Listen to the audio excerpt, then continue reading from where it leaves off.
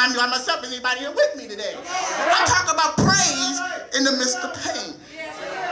As we approach this Easter season, the person that serves as our example is Jesus Christ himself.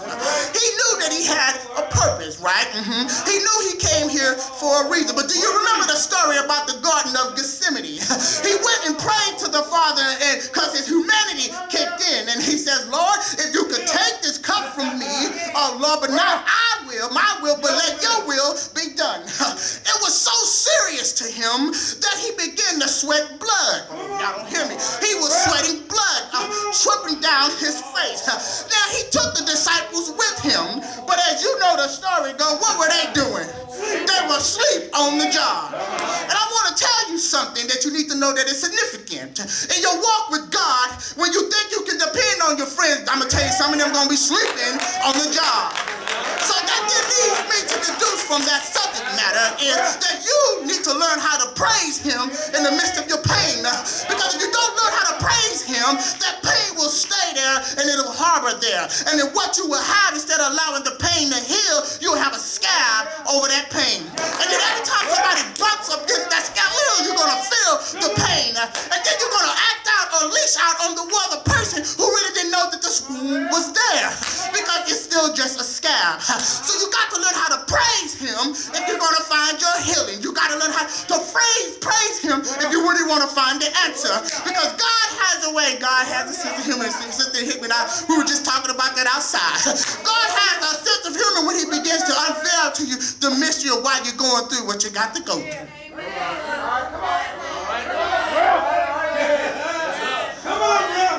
But when I looked at Jesus and what he was going through in the Garden of Gethsemane, he taught me something about praise in the midst of pain.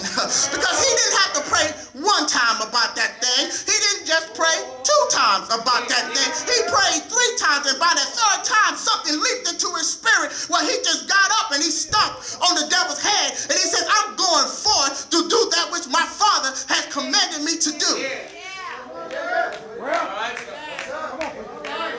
Now you know the outcome. Yes, he had to go through some stuff. They spat on him.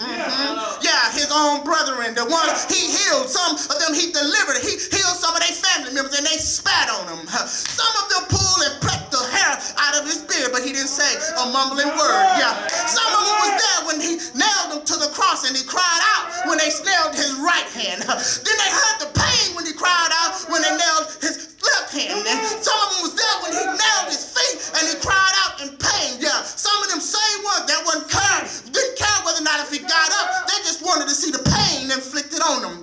But even on the cross, Jesus was praising God in the midst of pain.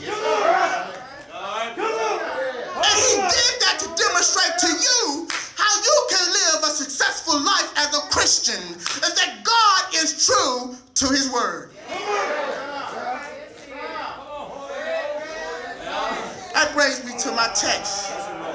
Our text today is dealing with the issues of fears and anxieties and worries and the troubles of life that we use now, this typology of Job and what he was going through. Now, put yourself in Job's shoes, right? You were chilling with your homeboys, just doing what you normally do. You had workers over there working, handling your livestock. Your kids were happy because you were giving praises to God for them making sacrifices on their behalf. So you serving God. And for God said about Job, he said that he was a man that feared God and he shunned evil. So that means that now Job wasn't a hokey doke, He wasn't in the church pretending to be something that he was not. But the whole world, even God, took note that this man was real about what he believed. So he's just doing his thing, right? And then all of a sudden, out of nowhere, while he's eating and drinking, somebody comes and say, hey, they done took all your livestock. Oh, then he's speaking, somebody else comes from down there. The Chaldeans then raided this part of your farmland. And then all of a sudden, somebody else comes and says, oh, Lord, a storm came and all your children are dead. And so then as he's sitting there, all of this bad news is tumbling down on him. What did Job do?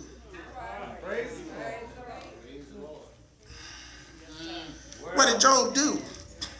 And this is my first key about praise in the midst of pain, to help you answer the question, what do you do when that which you fear the most has come up on you. It ain't a secret. If you look at Job in 1:20, Job arose, tore his robe, shaved his head, and fell to the ground and worshiped.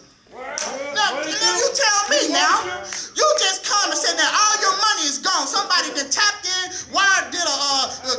put in a virus, then all your money in your bank account is gone because you're looking on the account like, where's my money? And then all of a sudden you get a phone call from the school that said, hey, somebody that came up here and unloaded guns and some kids got shot. Tell me, what would you do in that moment if it happened to you? How would you react? Because most of the times we react or when you respond. Because when you respond, that indicates responsibility. What do you do when you turn on God and curse God because that which was precious to you, the enemy got to it and touched it? See, I don't know about you. In my walk, I know the enemy has come and touched things that were personal to me. And it made me get down on my knees and cry like, Lord, wait a minute. I don't understand. I'm serving you. You called me. I've sacrificed. What is going on here? I had to be challenged. I don't know if you've been there where my faith was challenged. Was I going to continue with God or was I going to walk away? Have you ever been through a nasty divorce and oh my God, you know you did what was right. And you ask God, what did I do to deserve this? I said Job went through something more intense, and what he did, he got down and worshiped him. Now watch, this is going to mess you up. Because the Hebrew word here says, now he bowed down and he lay prostrate before the Lord. The problem is, let me talk about praise now. I'm not talking about the churchy praise where you come before everybody and you clap your hands. I'm talking about when you're in your secret closet, then you get down on your face, cover a blanket over your head, and you don't want to be disturbed because you just need to talk to him to get some direction on what's going on in your life. He worshiped. So if you're going to learn how to answer the question, the key is to worship him. Oh, yes. I'm not talking about on Sunday morning. I'm talking about Sunday, the first day of the week through Saturday. Worship him. While you're sitting in your car driving to work, worship him. When you're on your job and you're about to go on break, take a praise break and worship him. When you're on your lunch break, go somewhere in your own private corner, bless your food and bless his holy name. And I tell you something, it'll start getting better and it'll look better after a while than it looked when it started to originally happen. Anybody here know what I'm talking about? Has anybody been through some stuff and you know God done brought you through? Are you ashamed to let the world know? Let the Redeemer of the world say so. He worshipped him. When you read the story about Job, what trips me out about it is that Satan came amongst the angels when they met with the Lord, and Satan just happened to be there. Did he? Or was it planned? Now, God knows, the Bible said the Lord knows those who are his. He said, no, what you doing, Satan? When I'm walking to and fro, up and down on the earth, looking to start some trouble. He says, well, have you considered my servant Job? Now, take Job out and say, put your name in there. Have you considered my servant such and such? Now you want to know why? Because see, God wanted to show Satan, it ain't the house, it ain't the clothes, it ain't the bank account why she serves me. It ain't about stuff. She just happens to love me. So if you want to come to me, Satan, and challenge my child's integrity, I'm finna show you something.